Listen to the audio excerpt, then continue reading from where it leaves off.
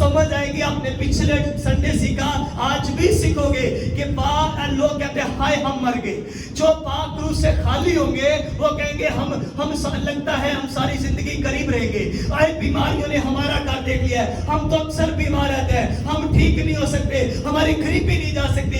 उनके मुंह से ऐसे ही अल्फाज निकलेंगे, ये बंदा ठीक नहीं हो सकता, ये काम नहीं हो सकता, वो नहीं हो सकता, ऐसे नहीं हो सकता, ये ना करो, वो ना करो। और जो पाक रूह से मामूर होगा वो कहेगा मुर्दे जी सकते हैं, हालेलुया।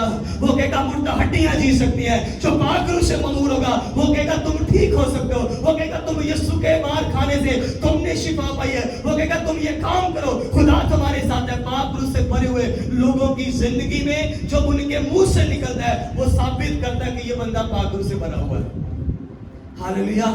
सारी बनी इस्राएल कौम एक तरफ और मूसा एक तरफ।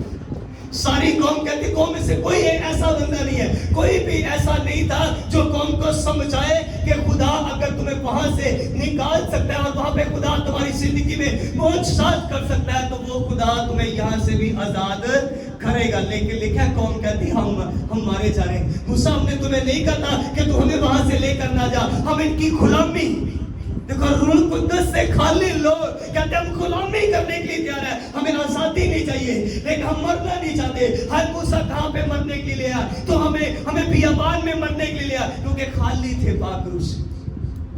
पाक रूह से भरा हुआ शख्स कहता है चुप खड़े हो चुप, हालेलुया। रूह कुद्दस से भरा हुआ शख्स जो पाक रूह से मामूरी, उसके ऊपर खुदा की कुदरत है थी, कहता तुम खामोश रहो, खुदा तुम्हारी जंग लड़ेगा, हालेलुया। आपकी जंग खुदा कब लड़ेगा? जब आप रूह कुद्दस से मामूर होंगे, जब पाक रूह से भरे होंगे। आपका मुखालिफ, आपका इब्लीस कुछ भी कर ले, जितनी मर्जी वो प्लान बना ले, जितने मर्जी मंसूबे बना ले, खुदा का रूह आपके अंदर है, वही आपको छुड़ाएगा, वही आपको बचाएगा, आमीन। लेकिन उस रूह कुद्दस को लेने के लिए आपको जस्तजू करनी पड़ेगी, आपको मेहनत करनी पड़ेगी।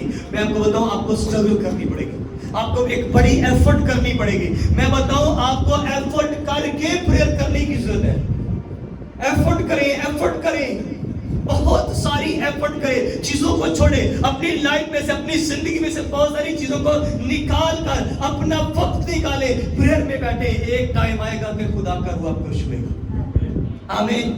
एक टाइम आएगा, मैं बताऊं, एक टाइम आएगा जब पाक रूह छुएगा।